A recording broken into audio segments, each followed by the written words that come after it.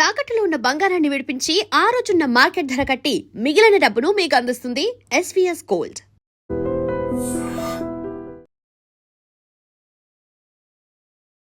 Instagram reels లో ఒకటి చూస్తూ ఉన్నాం, ఫ్లాష్ మ్యాన్ చెప్పే మాట అనమాట, చిన్న కథ కాదురా ఇదని. చాలా అప్డేటెడ్ గా ఇప్పుడు వచ్చే మీమ్స్ ని కూడా బాలే వాడుకున్నారు మీరు. ఇప్పుడు ఆడియన్స్ ని మన వైపు చేయడానికి జననాయకన్ సినిమాకు కూడా చాలా మంది ఏమంటున్నారంటే భగవంత్ కేసరి రీమేక్ అని అంటున్నారు. రిలీజ్ అవ్వనంత సేపు ఈ కైండ్ ఆఫ్ నెగిటివిటీ రూమర్స్ మీరు ఇమాజిన్ చేసుకున్నారా నా నెక్స్ట్ సినిమా ఈ కైండ్ ఆఫ్ స్కేల్లో ఉంటుంది ఖచ్చితంగా? నార్మల్లీ ఇప్పుడు రీమేక్ ఎందుకు మళ్ళీ తీయడం ఇలాంటి క్వశ్చన్స్ వస్తాయి. అంటే రీమేక్ చూడొద్దా అనేది, అంటే ఎవరైతే కామెంట్లు పెడుతున్నారో క్యారెక్టరైజేషన్స్ కానీ లేదంటే ఇప్పుడు వీళ్ళ పర్ఫార్మెన్సెస్ కానీ ఖచ్చితంగా ఎక్సెల్ చేసే ఛాన్స్ ఉంది. సో ఇది మీకు అడ్వాంటేజ్ అయ్యే అవకాశం ఉందని అనుకుంటున్నారు? ఖచ్చితంగా అండి. క్యారెక్టర్స్ తరుణన్న ఓంకార్ నాయుడు క్యారెక్టర్ అనేది ఏంటి సార్, ఊరుల్లో. సో మీ దృష్టిలో అసలు ఫ్రీడమ్ అంటే ఏంటి? అంటే ఈక్వాలిటీ సార్. ఒక యాక్ట్రెస్ చెప్పిన మాట ఏంటంటే, ఈవెన్ నా కొడుకు కూడా కొంచెం నా డ్రెస్సింగ్ గురించి మార్చుకోమ్మా ఏంటమ్మా అంటే, అది దట్స్ మై చాయిస్ రా అన్నాను అని అన్నారు. Ladies and gentlemen, welcome to iDream media. నేను ప్రియదర్శన్, నాతో పాటు ఎవరున్నారంటే, సో బేసికల్లీ ఈ మధ్య మనం ఇన్స్టాగ్రామ్ రీల్స్లో ఒకటి చూస్తూ ఉన్నాం, ఫ్లాష్ మ్యాన్ చెప్పే మాట అనమాట, చిన్న కథ కాదురా ఇదని. సో ఆయన బేసికల్లీ 35 అనే సినిమాలో ఫస్ట్ ఎయిడ్ కింద వర్క్ చేశారనమాట. దాని కింద స్లోగన్ అది, చిన్న కథ కాదు ఇదని. సజీవ్ మనతో పాటు ఉన్నారు. నమస్తే అండి, బాగున్నారా? బాగున్నా. Yeah. So first of all అంటే రెగ్యులర్ క్వశ్చన్ ఒకటి కింద కమెంట్స్ లో పెట్టేస్తా ఉన్నారు కదా, తరుణ్ భాస్కర్ గారు కూడా ఆన్సర్ ఇచ్చారు. సో ఈ డౌట్ మీకు ఎప్పుడు రాలేదా? అంటే తెలుగులో అవైలబుల్ గా ఉంది కదా, జయ జయ జయ హే. అన్ఫార్చునేట్లీ రైట్స్ తీసుకున్నాక తెలుగులో చేయడం జరిగింది. ఓటీటీ అంటే బేసికల్లీ రైట్స్ లో పర్చేసింగ్ లో ఉంటాయండి డిఫరెన్స్. డబ్బింగ్ సపరేట్ ఉంటది అండ్ రీమేక్ సపరేట్ గా ఉంటది. సో అలాగా తీసేసుకున్న తర్వాత అది అన్ఫార్చునేట్ గా ప్రొడ్యూసర్స్ సృజన్ గారు అది కొద్దిగా జరిగింది. బట్ ఉన్నా పర్వాలేదు సార్, డెఫినెట్లీ నచ్చుతుంది జనాలకి. బట్ అంటే మీరు అప్పటికి నాకు తెలిసి ప్రొడక్షన్ అది స్టార్ట్ చేసి ఉండకపోవచ్చు, ప్రీ ప్రొడక్షన్ స్టేజ్ లో ఉండొచ్చు. అంటే డబ్బుడ్ అయ్యి ఆల్రెడీ వచ్చిన తర్వాత హాట్స్టార్ లో. అయినా సరే మీరు గట్సి, అంటే ప్రీ ప్రొడక్షన్ కి పెద్ద ఖర్చు అవ్వదు, మీరు నిజంగా మాట్లాడుకుంటే ప్రొడక్షన్ లోనే మొత్తం ఖర్చు అంతా అవుతుంది. సో గట్సి స్టెప్పే కదా నార్మల్ గా. అంటే ఆల్రెడీ పర్చేస్ చేసి ఉంటారు కదండి rights. Okay, use amount pre business అయిపోద్ది. బిజినెస్ అంటే pre business rights make rights అనేది కొనుక్కుంటాం కదా మన తెలుగులో. అది చిన్న యూజ్ అమౌంట్ ఉంటుంది. ఆల్రెడీ పర్చేజ్ అంతా ఒక టీమ్ ఫామ్ చేసేసుకుని ఉండుంటాం. సో దాన్ని మళ్ళీ బ్యాక్ స్టెప్ వేయడం కంటే కూడా దాన్ని ఛాలెంజింగ్ గా తీసుకొని మనం అది ఉన్నా సరే తెలుగులో మనం ఇంకా బాగా అచీవ్ చేయడానికి చాలా స్కోప్ దొరికింది అనిపించింది.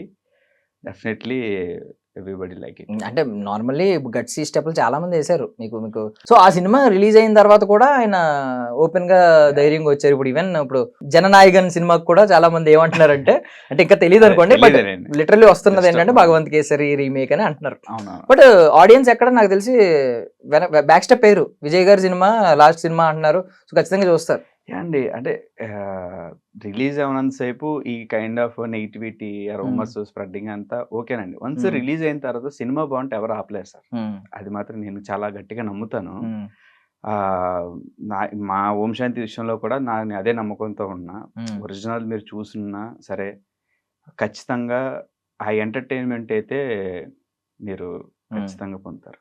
సో కంపేర్ టు ఇప్పుడు అంటే తప్పుగా అనుకోవద్దు, అంటే 35 అనేది నిజంగా చిన్న కథ కాదు, మంచి సినిమా, చాలా మంది ఆదరణ పొందిన సినిమా. ఈవెన్ అంత ఒక చైల్డ్ ఆర్టిస్ట్ కి వచ్చే, ఒక చైల్డ్ క్యారెక్టర్ కి వచ్చే డౌట్, దాన్ని బేస్ చేసుకుని ఒక సినిమా తీసి ఫ్యామిలీస్ అందరినీ రాబట్టడం థియేటర్స్ కి అనేది చాలా పెద్ద అచీవ్మెంట్.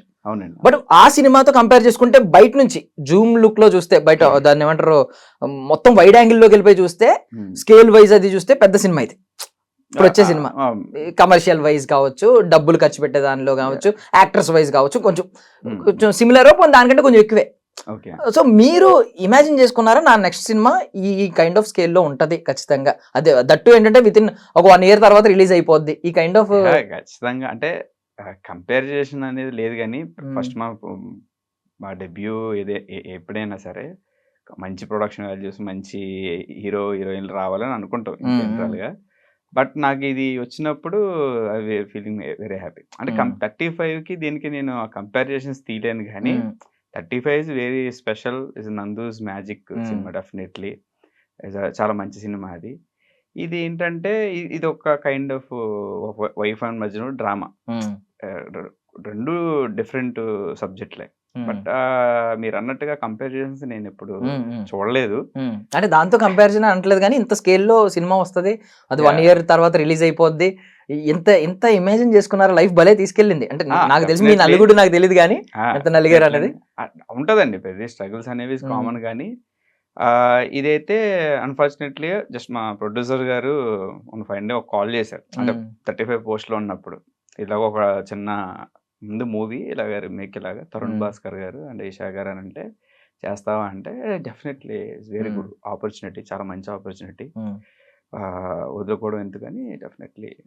అంటే సార్ అంటే ఆపర్చునిటీ అనేది అంటే ఇప్పుడు నౌడేస్ అప్కమింగ్ డైరెక్టర్స్కి అంటే రీమేక్ అది ఇదని కాదు సార్.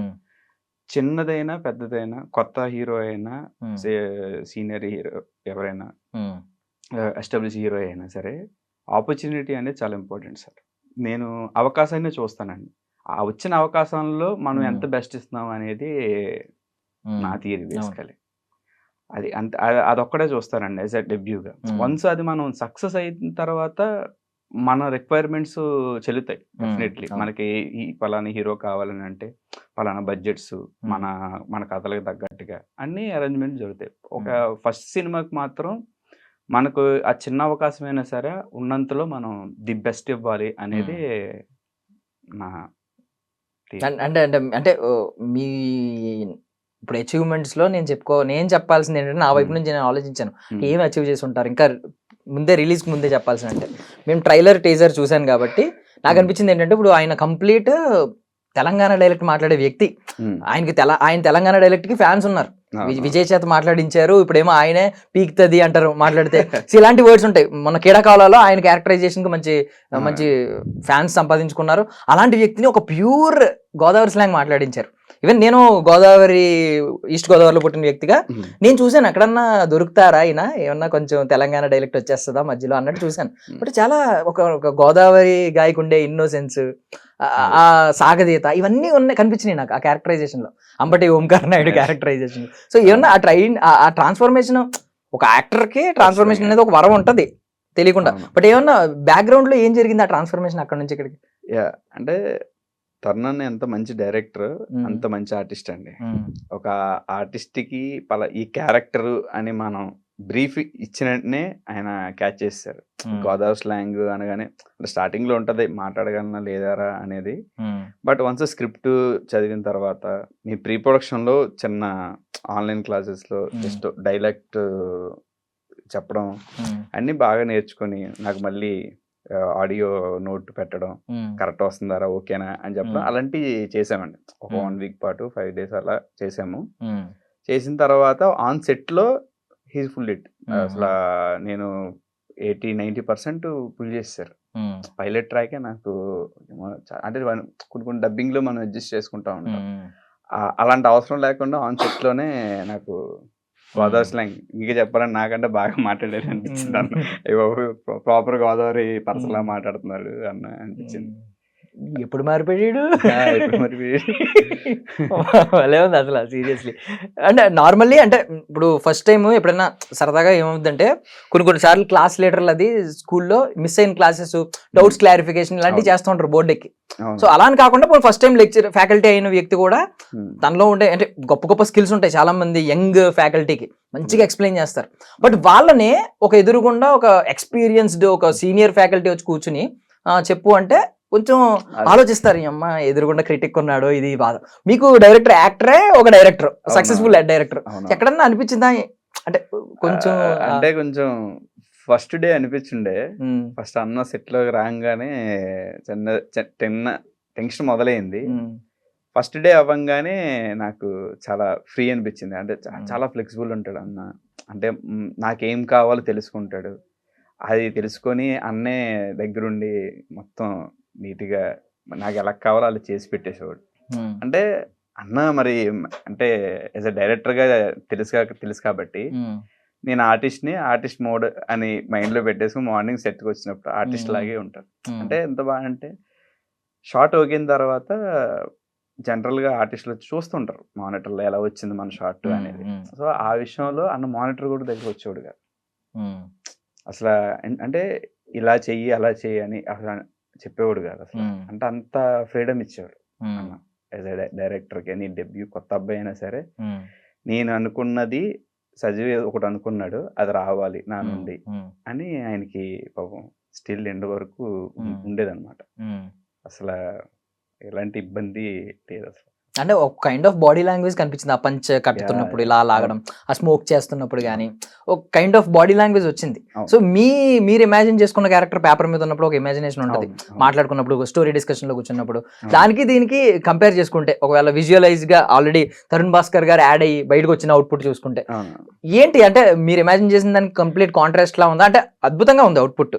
బట్ నేను అడుగుతున్నాను, సేమ్ ఉందా, కాంట్రాస్ట్ ఉందా, ఇంకా మీరు అనుకున్న దానికంటే అద్భుతంగా అనిపించిందా? నా అనుకున్న దానికంటే కూడా బాగా అనిపించింది.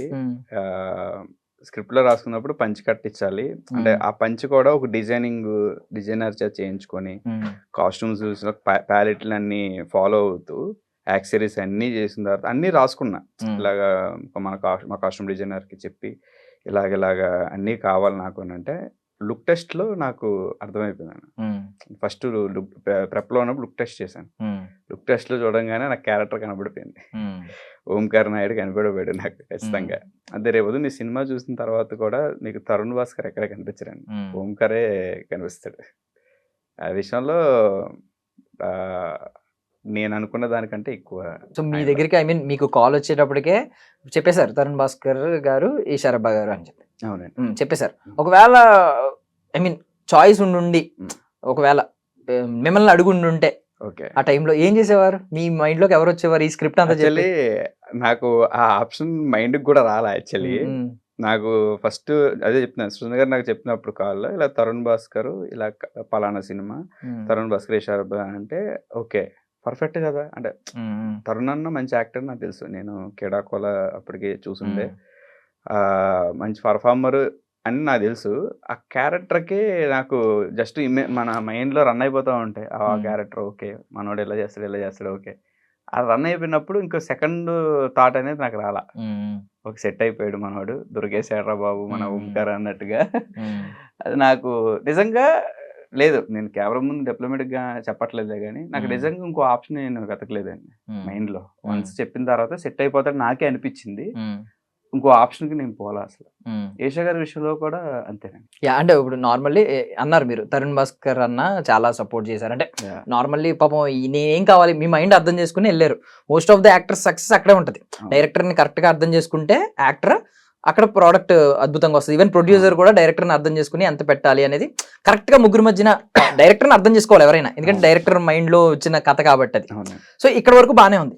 బట్ ఆయన ఎప్పుడైనా ఆయన తరపు నుంచి ఏమన్నా ఒక్క సజెషన్ ఇద్దాం ఇలాంటిది అని కానీ, లేదంటే మీరు కానీ సరదాగా అడుగుదాం అసలే అవుట్పుట్ క్రిటిక్ ఇక్కడే క్రిటిసిజం మొదలవుద్ది కదా తెలుసుకుందాం అని ఏమన్నా జరిగింది? ఈ కైండ్ ఆఫ్ బాగుండని నాకు కూడా అనిపించింది.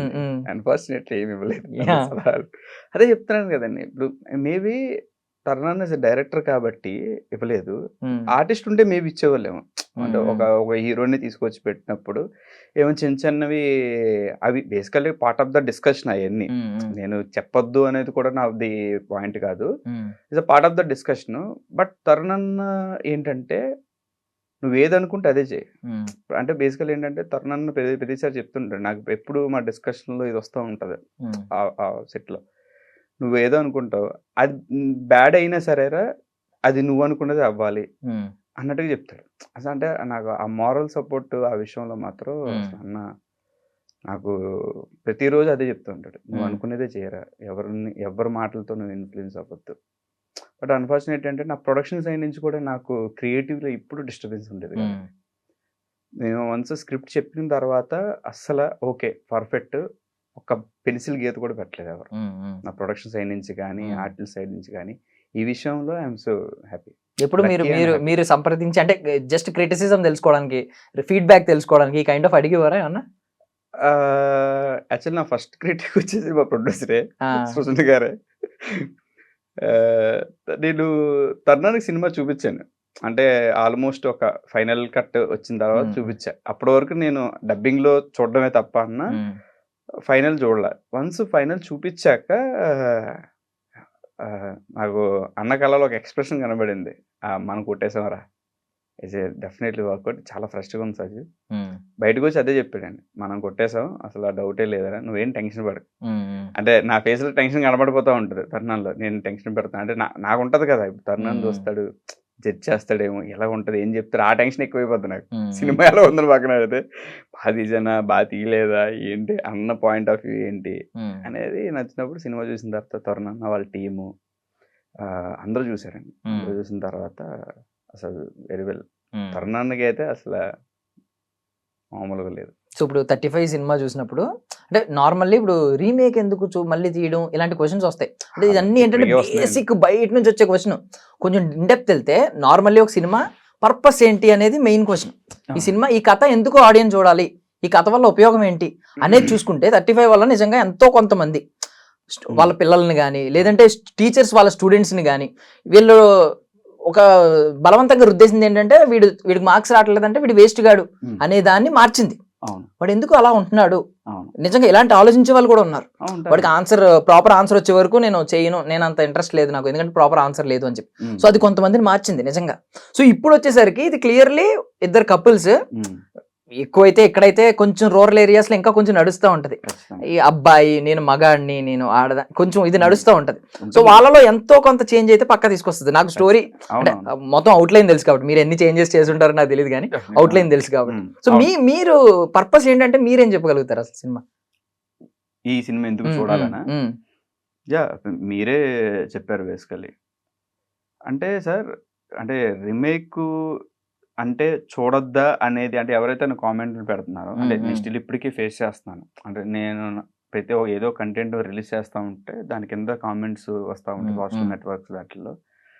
అంటే వాళ్ళ ఉద్దేశం ఏంటో నాకు తెలియదు. అంటే చూడొద్దనా, అంటే ఎందుకు చేస్తున్నారని క్వశ్చన్ చేస్తున్నారు. ఆ క్వశ్చన్ అడిగే రైట్ వాళ్ళకు ఉందో లేదో వాళ్ళకే వదిలేస్తున్నాను నేను. అడగొద్దని కాదు కానీ నా ఉద్దేశం, అంటే ఆ పర్పస్ ఏంటో నాకు తెలియదు. ఇది పలానా సినిమా రీమేక్ కదా, ఎందుకు తీయడం అవసరమా అన్న ఒక జడ్జిమెంట్ పాస్ చేస్తారు వాళ్ళు. సో ఓకే, వాళ్ళు ఎవరిష్టం వాళ్ళు. నేనేమంటానంటే వాళ్ళు చూడడం చూడకపోవడం సెకండరీ అయితే, ఇది ఎందుకు చూడాలి అని వచ్చినప్పుడు, ఇప్పుడు నేను సృజన గారిని ఇదే ఫస్ట్ క్వశ్చన్ అడిగానండి, ఎందుకు చూడాలి అంటే అంటే చాలా సినిమాలు తీసుకోవచ్చు కదా, వై దట్ ఫిలిం అనేది నేను అడిగినప్పుడు ఆనెస్ట్గా అని చెప్పారు నాకు. అది ఓకే, మన కమర్షియల్ సినిమా యాక్షన్ డ్రామా చాలా రీమేక్ చేసుకోవచ్చు, అంటే ఆ సినిమాకి ఎంత అమౌంట్ అయితే పెట్టామో ఆ అమౌంట్ కొనుక్కోవచ్చు. కానీ ఈ టైప్ ఆఫ్ కథలు సజు ఏ లాంగ్వేజ్లో తీసినా ఇవి వర్కౌట్ అవుతాయి. First point number. అంటే ఒక బేసికల్లీ యూనివర్సల్ సబ్జెక్ట్స్ ఉంటాయండి. ఇప్పుడు ఫ్రెండ్షిప్ బేస్ కావచ్చు, ఫ్రెండ్షిప్తో తీసిన ఎక్కడైనా మీకు వర్కౌట్ అవుతుంది. హాలీవుడ్ అవ్వచ్చు, మలయాళం, తమిళ్ అంతా.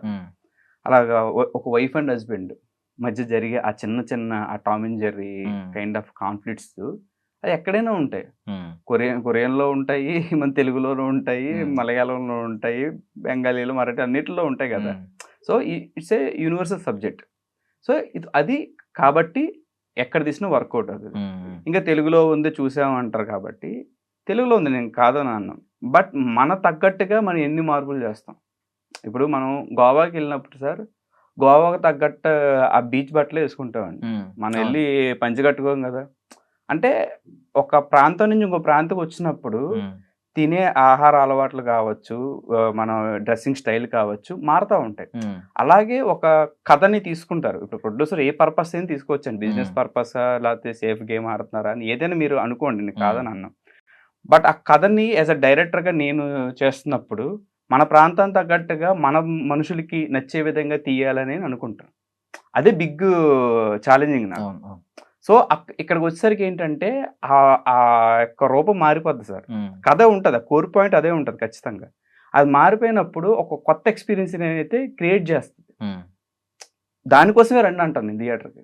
ఆ కొత్త ఎక్స్పీరియన్స్ కోసమే రండి అంటాను నేను. మీకు కథ తెలుసు, నేను కాదని అన్నా, బట్ కొత్త ఆర్టిస్టులు, కొత్త కాస్టింగ్, కొత్త టెక్నీషియన్స్, కంప్లీట్ మ్యూజిక్ సైడ్ నుంచి ఆర్ఆర్ సైడ్ నుంచి సాంగ్స్ వైజ్ అంతా ఒక ఫ్రెష్నెస్, క్యారెక్టర్స్ డిజైన్ మన తగ్గట్టుగా మార్చుకున్నాం. ఒరిజినల్ తో పోల్చుకుంటే క్యారెక్టర్ ఆర్క్, శాంతి అనే ఈషా గారి character complete character design complete మార్చా. లాస్ట్ ఒక హాఫ్ అన్ అవర్ 40 minutes ఒక ఫ్రెష్ గానే ఉంటుంది సినిమా అంతా. అంటే మీకు ఒరిజినల్ చూసి వచ్చినా సరే థియేటర్కి ఒక కొత్త ఎక్స్పీరియన్స్, ఒక కొత్త సినిమా చూసిన ఫీలింగే ఉంటుంది. ఇది ఎందుకు చూడాలని దానికి. బట్ మన థియేటర్కి ఎందుకు వస్తాం సార్? ఒక ఎంటర్టైన్మెంట్, ఒక ఫన్ అండ్ ఎంటర్టైన్మెంట్, ఒక ఎక్స్పీరియన్స్ కోసం, ఒక 2 గంటలు సరదాగా ఫ్యామిలీతో నవ్వుకోవడానికి, ఎంజాయ్ చేయడానికి వస్తాం. ఆ ఎంటర్టైన్మెంట్ కావాలి అనుకుంటే ఓం శాంతిలో మీకు దొరుకుతుంది.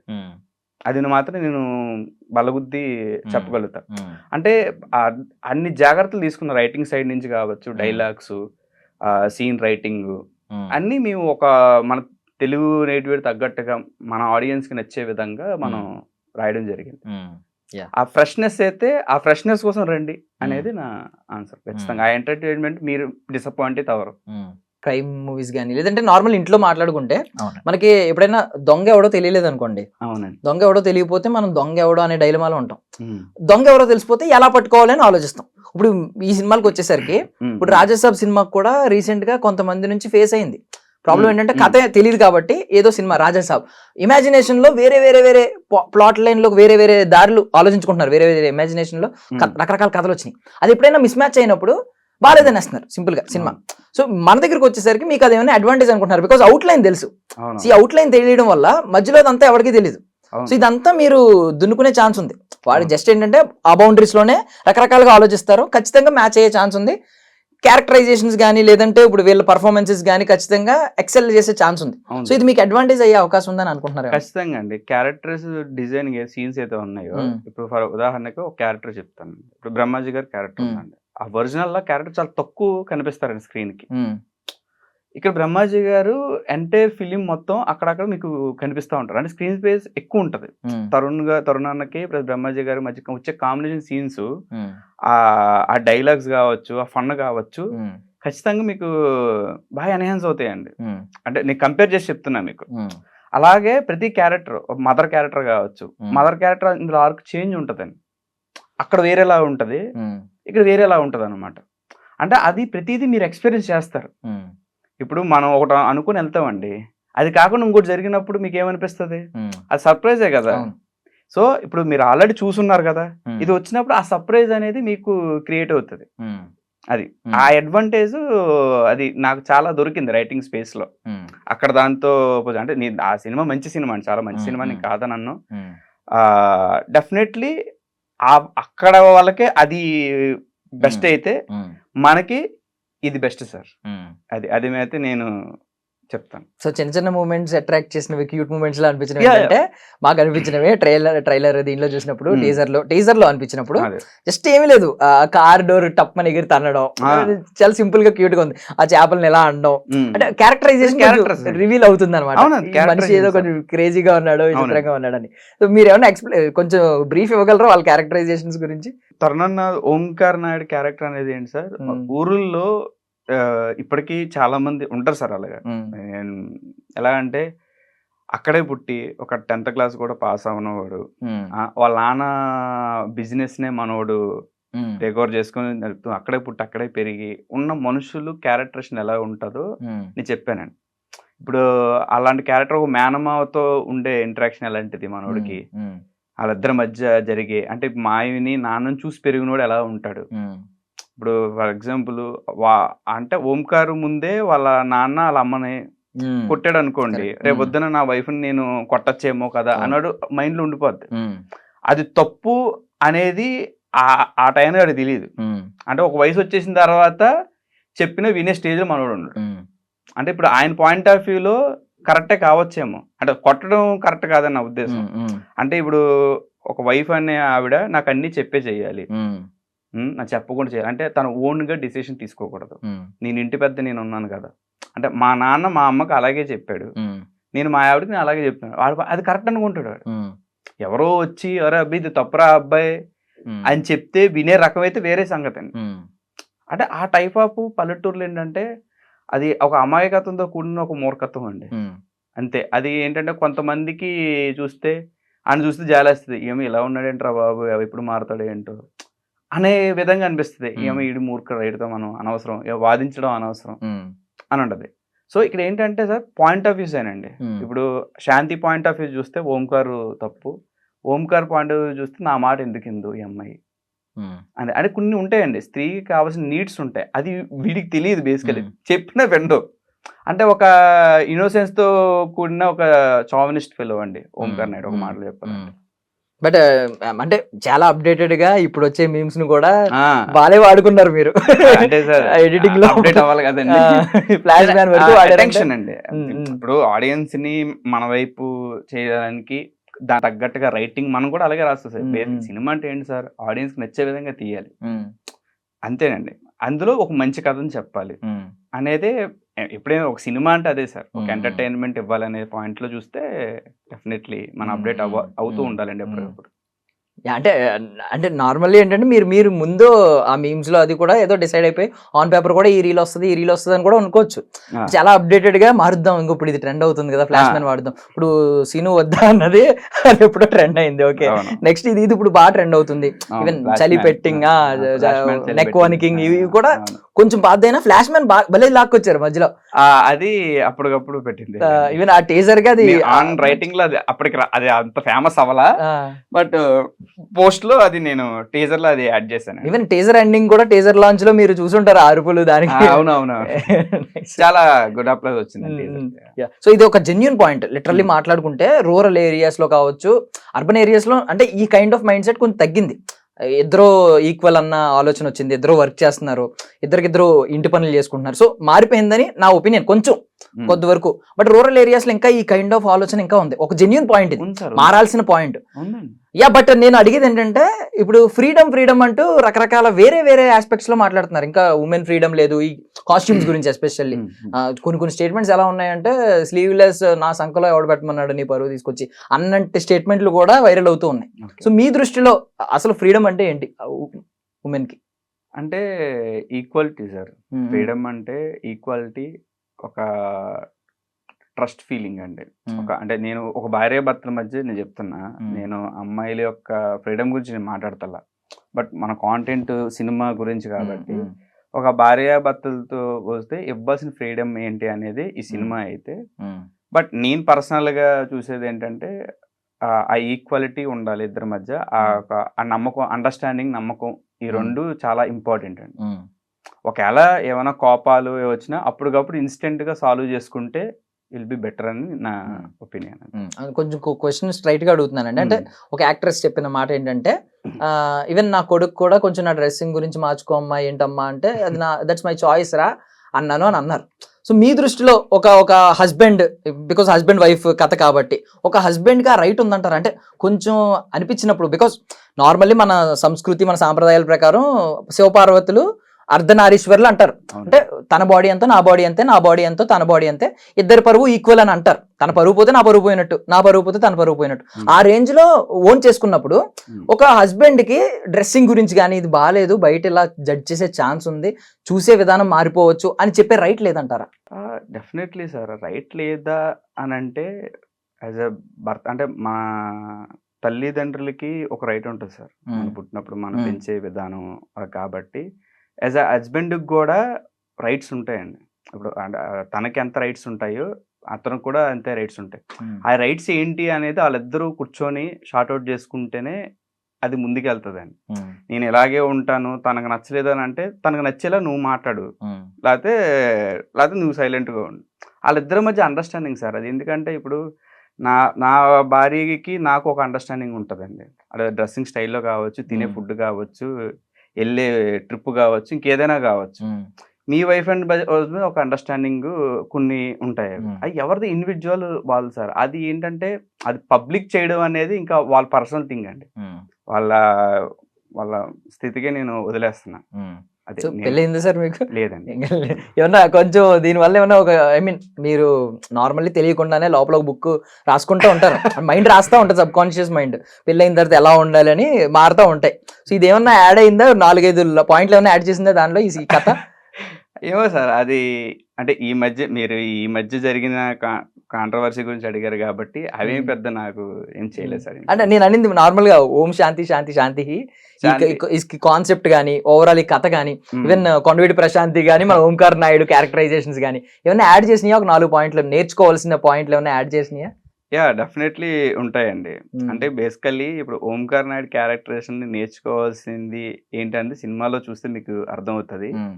అలాగే శాంతి విషయంలో కూడా ఆమెకి మనం స్పెషల్గా ఏమి ఇవ్వాల్సిన అవసరం లేదు. అది కొన్ని నీడ్స్ ఉంటాయి, అవసరాలు ఉంటాయి, మన హక్కులు కావచ్చు, అవన్నీ సహజంగానే మనం ఇవ్వాలి. అది ఎవరో డైరీలో రాసిన రాజ్యాంగమో లాభతో కాదు. ఆమె పుట్టిన నుంచే అలా కొన్ని ఉంటాయి, అవి మనం గుర్తించాలి అనేదే పాయింట్స్ అండి బేసికల్ సినిమాలు. అంటే నేను అంత ఎక్కువ ఎక్స్ప్లెయిన్ చేయలేను దీని గురించి, మీరు సినిమాలో చూసినప్పుడు అనేది మీకు అర్థమవుతుంది. సో అంటే ఇంకొక పాయింట్ ఏంటంటే కొంతమందిలో ఉన్న పాయింట్ రైజ్ అవుతున్న పాయింట్ కాబట్టి అడగాల్సిన క్వశ్చన్ ఉంది. నార్మల్లీ ఏంటంటే కళారంగానికి పరిధులు లేవు. ఇప్పుడు మన సినిమా వేరే దేశాల్లో చూస్తున్నారు, జపాన్లో రిలీజ్ చేస్తున్నారు. మొన్న ఈ పుష్ప కానీ చాలా సినిమాలు రిలీజ్ అయినాయి, RRR కానీ దేవరా కూడా రిలీజ్ అయినట్టు ఇన్ని సినిమాలు రిలీజ్ అవుతున్నాయి. బౌండరీస్ దాటి అక్కడ ఫ్యాన్స్ ఉన్నారు, మన వాళ్ళు వెళ్తే పరుగులు తీస్తున్నారు. సో ఇలాంటప్పుడు బౌండరీస్ ఇలాగా రీజనల్ గా మాట్లాడకూడదు, అది నేరో మైండెడ్ థింకింగ్ అవ్వచ్చు. బట్ స్టిల్ ఎందుకు అడుగుతున్నానంటే కొంతమందిలో ఈ పాయింట్ ఉంది, తెలుగు వాళ్ళకి మెయిన్ లీడ్ గా అవకాశాలు అనేది ఒక స్కేల్ వరకే ఇస్తున్నారు, ఇవ్వట్లేదు పెద్ద సినిమాల్లో అనేది రైజ్ అవుతున్న పాయింట్. పెద్ద కమర్షియల్ సినిమా వస్తుందంటే మీకు బయట నుంచి ఉన్న హీరోయిన్లే, ఇప్పుడు టాప్ యాక్ట్రెస్లు అందరూ కూడా తెలుగు వాళ్ళు ఎవరు లేరు, నేటివ్ తెలుగు వాళ్ళు అనేది. ఈషా రబ్బా గారు ఒక కంప్లీట్ తెలుగు అమ్మాయి. సో మీ ఒపీనియన్ ఏంటంటే తెలుగు వాళ్ళకి అంత పొటెన్షియల్ లేదా అనేది వాళ్ళ క్వశ్చన్. అంటే ఎవరిది వాళ్ళది క్రియేటివ్ స్పేస్ సార్. నేను వాళ్ళు ఎందుకు తీసుకోలేదు ఈ సినిమాకి తెలుగు వాళ్ళని అని అంటే నేను ఆ క్వశ్చన్ నేను అడగలేను. అది ఏంటంటే అది క్రియేటివ్ స్పేస్ అండి. వాళ్ళ ప్రొడక్షన్ కాల్ కావచ్చు, డైరెక్టర్ కాల్ కావచ్చు. అంటే ఆ కథకి ఎవరు సరిపోతారో అనే క్రియేటివ్ డిసిషన్ మేకర్ ఎవరైతే ఉంటారో వాళ్ళు కరెక్ట్ అంటే ఎవరినైనా తీసుకోవచ్చు, వాళ్ళ ఇష్టం. నేను అంటే ఎక్కడైనా సరే మన ప్రాంతం వాళ్ళని ఎంకరేజ్ చేయాలి ఉంటుంది, ఖచ్చితంగా చేయాలి. ఇప్పుడు యాక్చువల్ వస్తున్నారు. యాక్చువల్ అది ఒకప్పుడు నాకు తెలిసి ఒక 5 years బ్యాక్ అలా ఉందేమో. నాది ఇప్పుడు చాలా మంది తెలుగు యాక్టర్స్ చాలా మంది ఉన్నారు, ఫీమేల్ యాక్టర్స్ లో ఈషా గారు కావచ్చు, వైష్ణవి చైతన్య చాలా మంది, శివాని గారు, వీళ్ళు చాలా మంది ఉన్నారు. మరి రీసెంట్ గా హిట్లు వచ్చిన వాళ్ళు, అంటే హిట్లు వచ్చినాయి కానీ మీరు అన్నట్టు స్కేల్ మాట్లాడుకుంటే అంటే హిట్లు బాగా కనిపిస్తున్నారు. అంటే ఒకప్పుడు ఆ షార్టేజ్ ఉంది, మీరు చెప్తున్న ఇప్పుడు ఏదైతే ఉందో బయట నుంచి తెచ్చుకుంటున్నారు అనే పాయింట్ లో చూస్తే ఒకప్పుడు ఉంది. ఇప్పుడైతే అది మెల్లమెల్లగా తగ్గుతుందని అనిపిస్తుంది. అంటే స్ట్రైట్ గా ఒక పాయింట్ మాట్లాడుకుంటే మీరు ఈ టాప్ స్టార్స్ అనే పదం ఉంటది, ఒకటి స్టార్స్ ఉంటారు. ఆ స్టార్స్ సినిమాల్లో మీరు అబ్జర్వ్ చేస్తే ఒక్క శ్రీలీల గారు తప్ప తెలుగు వాళ్ళు ఎవరు కనిపించట్లేదు అనేది ఒక యాంగిల్లో చూస్తున్న మాట అనమాట. ఓకే, కమెంట్స్ లో మేబీ మారుతున్నాయి రోజులని మీరు అంటున్నారు కాబట్టి హోప్స్ వస్తాయి సార్. అంటే అది క్రియేటివ్ స్పేస్ సార్, అది ఎవరిని మనం జడ్జ్ చేయడానికి లేదు. అది డబ్బులు పాపం క్రియేటివిటీ అంతా వాళ్ళది. డెఫినెట్లీ అండి, అది క్రియేటివ్ చాయిస్ కదా సార్. ఓకే, సో ఇప్పుడు నార్మల్లీ ఓం శాంతి శాంతి శాంతి గురించి మాట్లాడుకుంటే ఇప్పుడు పర్ఫెక్ట్ డేట్ అనుకుంటున్నారా? January 30th పక్కా అండి. ఎందుకు అనిపించింది? ఉంటాయి కదండి కొంచెం టెక్నికల్ ఇష్యూస్ రిలీజియస్ విషయంలో. ఒక మన అంటే చెప్పాలి అంటే ఒక చిన్న సినిమా బయటికి రావడానికి చాలా యుద్ధాలు, బిలీవ్ చేస్తారండి మామూలుగా ముహూర్తాలు ఇలాంటివి అంటారు, మీరు బిలీవ్ చేయరా? నేను అర్థం ఏం చేయను, ముహూర్తాలు మన పెట్టిందే ముహూర్తం అండి. అదే చాలా మంది అంటారండి మనం మొదలు పెట్టిన రోజే మంచి రోజు అంతే అండి. నేను అదే చెప్తానండి, మన మంచిగా అనుకోని మనసులో మొదలు పెట్టింది అది మంచి ముహూర్తమే. అండ్ మీ స్పీచ్ ఆల్మోస్ట్ 8.5 minutes ఇచ్చారండి. డెబ్యూటెంట్ అంత ఆ రేంజ్ లో స్పీచ్ ఇవ్వడం అనేది టు బి ఫ్రాంక్ కెమెరా ముందు నేను చాలా నాకు కెమెరా ఫియర్ ఉంది. అంత కెమెరా నేను లేదు, చాలా ఉందండి. ఇప్పుడు కూడా నాకు లోపల చిన్న టెన్షన్ ఉంటుంది, నాకు ఏం మాట్లాడుతున్నానో కూడా గుర్తుంటుందో తెలియదు కానీ బట్ ఓకే, చిన్నది భయం అయితే ఉంటుంది నాకు కెమెరాకి. నేను అంత లేదంటే నాకేమనిపించింది అంటే ఇప్పుడు ఓం శాంతి ఓంలో ఆ స్పీచ్ ఐ మీన్ ఒక స్పీచ్ ఇస్తున్నప్పుడు షారుఖ్ ఖాన్ కళ్ళలో ఒకటి ఉంటది అవును తెలియని అది పాపం అంటే సరదాగా ఫ్రెండ్స్ ముందు ఇస్తాడు, తర్వాత తెలియకుండా ఇస్తాడు. మీరు సినిమా చూస్తే ఒక పెద్ద స్పీచ్ ఉంటుంది, ఆస్కార్ అవార్డు వచ్చి ఒక పెద్ద అవార్డు వస్తే ఎలా స్పీచ్ ఇస్తాడు అనేది. మీరేంటంటే మీరు ఒక ఇంత అచీవ్ చేశాను ఇక్కడ దాకా వచ్చాననే ఒక తెలియని ఒక స్పార్క్ ఎక్సైట్మెంట్, దాంతో పాటు మిమ్మల్ని ఎవరైతే ఆ బాటలో నడిపించారో వాళ్ళందరికీ థ్యాంక్స్ చెప్పడం ఇవన్నీ కనిపించినాయి ఒక స్పీచ్ లో. అది నా ఫస్ట్ స్పీచ్ అండి. నేను అప్పటి వరకు నా స్టేజ్ ఎక్కలే నేను. అంటే ఆ స్టేజ్ మామూలుగా ఏదో పని మీద ఎక్కడం తప్ప ఒక యాజ్ ఎ డైరెక్టర్గా అది నా మొదటి స్టెప్ కాబట్టి నా టీంని అందరినీ నేను అక్కడ దాకా రావడానికి కారకులు అయినని అడ్రస్ చేయాలనిపించింది నాకు. యాజ్ థ్యాంక్ఫుల్ అంతే. అందుకే అంతసేపు ఎక్కువ అంటే బేసిక్గా టీజర్ ఈవెంట్లో అంతసేపు మాట్లాడాల్సిన అవసరం లేదు యాక్చువల్లీ. నా ఫస్ట్ స్పీచ్ అవ్వడం వల్ల అది నీకు కొంచెం ఎమోషనల్గా ఫీల్ అయ్యి నేను అడ్రస్ చేయాలని అనుకున్నాను, చేసేసాను అంతే. అంతకుమించి అండ్ స్టిల్ ఇప్పటికి కెమెరా ఇంకా ఉంది మీకు అలా అంత ఈజీగా పోదులేండి. అసలు ఆన్సర్స్ చాలా మెచ్యూరిటీ గా ఇచ్చారు. ఈవెన్ నార్మల్ గా కొంతమంది సరదాగా ఏంటంటే ఎక్కడ దొరుకుతారా అని ఒక 2-3 ట్రిక్కీ క్వశ్చన్స్ అడుగుదామని ట్రై చేస్తారు. ఎక్కడ మీరు చాలా సెటిల్డ్ గానే చెప్పారు. అంటే సార్ ఎవరిని మనం హట్ చేయకూడదు అనేది నా ఫిలాసఫీ అండి. మన పని మనం చేసుకుని వెళ్ళిపోవాలి, ఎవరిని హట్ చేయకూడదు. నైస్ అండి. సో లైఫ్ ఐడియాలజీ ఒక ఐడియాలజీ ఏమన్నా ఉందండి మీకు? మంచి సినిమాలు తీయాలి, మంచి కథలు చెప్పాలి, ప్రశాంతంగా బతకాలి. ఏదైనా కొటేషన్ ఫాలో అవుతారా అంటే మీ పర్సనల్ కాకుండా మీరు ఫాలో అయిన కొటేషన్? మంచిగా ఉండాలి అంతే, అందరితో మంచి మాటలు చెప్తూ. అంటే సింపుల్ లైఫ్ అండి నాది. అంటే నేను ఫీల్ అయ్యేది సింపుల్ గా ఉండాలి, మంచిగా ఉండాలి, మంచి సినిమాలు రాయాలి, మంచి కథలు రాయాలి, మంచి ఫ్రెండ్స్ తో అంతే. నేను పెద్ద కొటేషన్లు ఏమి ఫాలో అవ్వను కానీ బట్ అందరిలాగే సింపుల్ లైఫ్ బతకాలి అనుకుంటాను. సో ఒక తెలివైన లక్షణం ఏంటంటే ముందు నాక్ చేసిన డోర్ ఓపెన్ చేయాలి. అంటే ఈ డోరే నాక్ చేయాలి వేరే వాళ్ళని కూర్చుంటే అది మూర్ఖత్వం ఎంతో కొంత అవుతుంది. ఖచ్చితంగా కొంతమందికి అదృష్టం ఉంటుంది. మీరు చాలా తెలివిగా డోర్ ఓపెన్ చేశారు, ఫస్ట్ అయితే ఎంటర్ అయ్యారు. నాకు తెలిసి అవుట్పుట్ కూడా బాగా వచ్చి ఉంటది, ఆ ఫ్రూట్ అనుభవిస్తారు. బట్ నెక్స్ట్ మీ చాయిస్ ఉంటుంది ఇప్పటి నుంచి, ఏ డోర్ ఓపెన్ చేయాలి అనేది మీ చాయిస్ ఉంటుంది. సో ఇప్పుడు ఏంటి అంటే జానరాస్ మీరు ఫ్యామిలీ ముందు నుంచి ఫ్యామిలీ ఎంటర్టైనర్లు, ఫ్యామిలీ డ్రామాలు ఇటువైపు మొగ్గు చూపుతారా, లేదు మీదంతా వేరే ఏమన్నా ఉందా? లేదు సార్, అంటే నాకు డ్రామా కథలు జనరల్గా అంటే డ్రామాలో నీ డిఫరెంట్ జానర్స్ని చూపించాలని నాకు ఎప్పుడు ఉంటుందండి. ఒక ఫ్యాంటసీ డ్రామా రాయాలి, చూపించాలి అని ఒకటి ఉంటుంది. ఒక సైఫై డ్రామా చెప్పాలి, అదొక ఎమోషన్ అనేది పట్టుకుంటానండి ఖచ్చితంగా. ఎమోషన్ లేకపోతే సినిమా మనకి వెళ్ళదు, ముందుకు వెళ్ళదు. సో ఎమోషన్ ఉండాలి, అది దేని మీద నడిపిస్తే బాగుంటది అనేది డెఫినెట్లీ ఉంటది. ఆ డ్రామా లేకుండా అయితే నేను ముందుకు వెళ్ళండి. అంటే యాక్షన్ లో కూడా డ్రామా పెట్టాలంటే అలాగా నాకు కూడా అనిపిస్తుంది అండి. అంటే ఇప్పుడు అందరూ ఏదో మాస్ సినిమా ఉండాలి, ఎంటర్టైన్మెంట్ ఎలివేషన్స్ ఉండాలి, ఇదే పెద్ద సినిమా అనే కొంతమంది మైండ్ సెట్ ఉంటది. కానీ ఈవెన్ అవతార్ నెంబర్ 1 రికార్డ్స్ ఇప్పటికీ కొట్టిన సినిమా అవతార్ ఫస్ట్ పార్ట్. అదేంటి జేక్ సల్లీ ఫ్యామిలీ గురించి, ఫ్యామిలీ డ్రామా. అంటే మీరు ఇచ్చే ఎక్స్పీరియన్స్ ఏనండి ఆడియన్స్ కి. నేను ఒక డ్రామా అన్నాను, అందులో ఫ్యాంటసీ నేను మర్చి చేశాను అనుకోండి, అదొక ఎక్స్పీరియన్స్ ఇస్తుందండి స్క్రీన్ కి. అదే ఒక ఫ్యామిలీ డ్రామా మళ్ళీ నేను ఒక పల్లెటూరులో ఒక కుటుంబం గురించి చెప్పాను అనుకోండి, ఒక రూరల్ డ్రామా అవుతుంది. అంటే అది ఎలాంటి ఎక్స్పీరియన్స్ ఇస్తున్నాం ఆడియన్స్ కి అనేది మనం క్రియేటివ్ గా అది కాల్ తీసుకోవాలి. సో 35 పోస్ట్ ప్రొడక్షన్ లో ఉన్నప్పుడే మీకు కాల్ వచ్చింది అన్నారు. అవునండి. సో ఇది రిలీజ్ అవ్వకముందే వేరే డోర్ ఏమన్నా, వేరే ఆపర్చునిటీ ఏమన్నా, వేరే సైన్ అవ్వడం అలాంటి ప్రస్తుతానికి అయితే ఏం లేదు. గో ఫర్ బెస్ట్ రిలీజ్ అయ్యాక. ఏమైనా డ్రీమ్ కొలాబరేషన్ ఉందండి మైండ్ లో? అంటే డ్రీమ్ కొలాబరేషన్ ఏదో ఒక, అంటే ఒక మీ మైండ్ లో ఒక స్టార్ గానీ, ఒక యాక్టర్, ఒక పేరు గానీ, ఒక యాక్ట్రెస్ అండ్ యాక్టర్ పేరు గానీ? లేదండి, ఫస్ట్ కథ రెడీ చేసుకున్నాకే నేను ఎవరైతే బాగుంటారు ఈ కథకి అనేది నేను ఆలోచిస్తాను. అంటే హీరోని మైండ్ లో పెట్టుకొని ఇప్పటి వరకు ఈ కథ రాసుకోలేదు, బట్ కథను బట్టి నేను ముందుకెళ్తానండి. క్యారెక్టరైజేషన్ బట్టి నమ్ముతాను. బట్ వైస్ వర్సా ఒకటి జరుగుతుంది. నార్మల్ ఏంటంటే ప్రొడక్షన్ హౌస్ లో అరే మనకి హీరో డైరెక్టర్ ఛాన్స్ ఇచ్చే డేట్స్ దొరికినాయి, సో ఒక కథ ఏం కథ అని చెప్పి మీ ఫ్రెండ్లీగా ఉన్న మీ ప్రొడ్యూసర్స్ ఎవరైనా అడిగారు అనుకోండి, ఫర్ సపోజ్ చిరంజీవి గారు దొరికారు, లేదంటే 4 పిల్లర్లు ఉన్నారు ఆ జనరేషన్, ఇప్పటికీ కంటిన్యూ అవుతున్న వాళ్ళు, ఇప్పుడున్న స్టార్ హీరోస్ ఉన్నారు, వీళ్ళలో ఎవరన్నా ఒక్కొక్కరు పేరు చెప్పారనుకోండి, ఇంకా ఈ హీరో దొరికారు, ఇప్పుడు ప్రభాస్ గారు దొరికారు అనగానే మీరేం చేస్తారు, ఎలాంటి కథ డెవలప్ చేయాలని అనుకుంటారు? అందుకండి ఇలాంటి ఏమైనా వస్తే ముందుగానే ఒక 5-6 కథలు రెడీగా చెప్తున్నారు. పెట్టుకుంటాను. అన్ని లైన్స్ చెప్తారండి. అది మన ఆ లైన్ కి ఎవరు సెట్ అవుతారు అనేది మనం ముందుకు వెళ్ళిపోవాలి. ఆబ్వియస్లీ నా దగ్గర ఉంటాయండి. నేను అంటే ఫుల్ బౌండెడ్ స్క్రిప్ట్ లేకపోయినా అట్లీస్ట్ ఒక 1 hour నేరేషన్ ఇచ్చేలాగా act 1, act 2, act 3 just set up చేసుకొని రాసి పెట్టుకుంటానండి.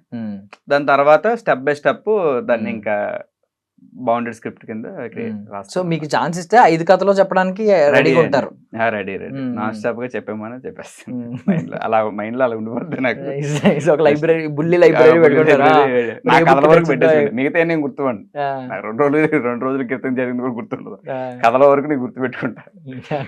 ఇప్పుడు ఉందండి శాంతి, మనశ్శాంతి దొరికిందా? పర్లేదా? ఇంకా పాపం నలుగుతున్నారు. చిన్న టెన్షన్ ప్రతి డైరెక్టర్ కి రిలీజ్ ముందు చిన్న టెన్షన్ ఉంటది కదా, అది ఫీల్ అవుతున్నా.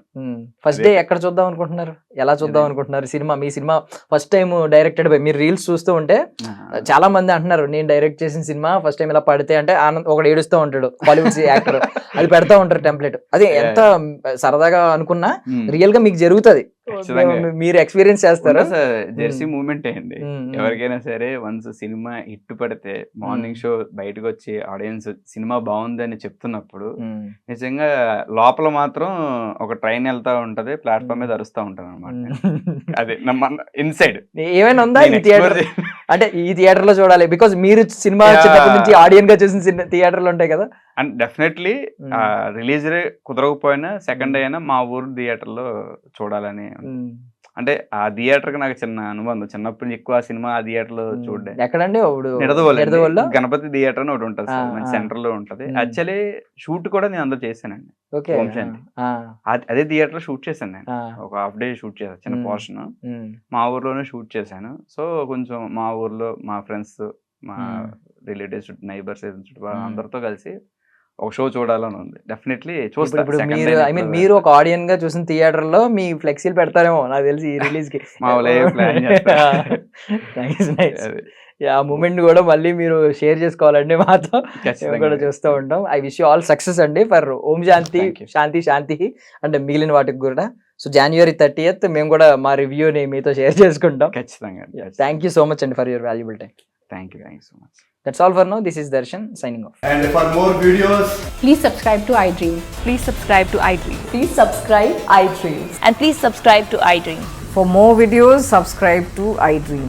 please like, share and subscribe to the channel. Congratulations, iDream. Subscribe to iDream. Subscribe to iDream. So subscribe to iDream Media. iDream ki iDream team andarki huge congratulations. Please subscribe iDream Media. Please subscribe to iDream. Subscribe iDream. Please subscribe to iDream. iDream అంటే నా కళల channel subscribe చేసుకున్న నోరు తిరుగుతలేదు, మీరైతే గంట గుర్తు కొట్టండి. For more such videos, please subscribe to iDream.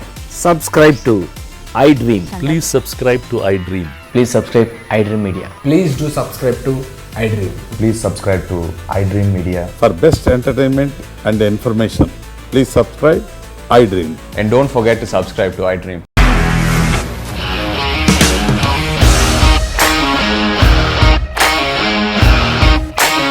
ఇండస్ట్రీలో కమిట్మెంట్ ఇష్యూస్ వస్తే నీకు కూడా వచ్చినట్టు మార్నింగ్ తీసుకెళ్ళాడంటే కొట్టి పడేశాడు.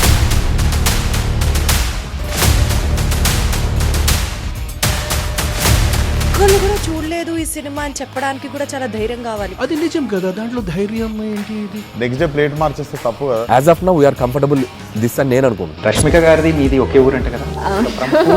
నీకు కోపం వచ్చిందంటే బాగా తిట్టేత్తరా? తిట్టేద్దామండి. నిజంగా గేమ్ ని ఎలా చేంజ్ చేయగలిగారు? APSFC వాళ్ళకి 6 నెలల్లో నేను 6 లక్షలు కట్టా. బిజినెస్ చేయాలనుకుంటే it is as difficult as riding a tiger.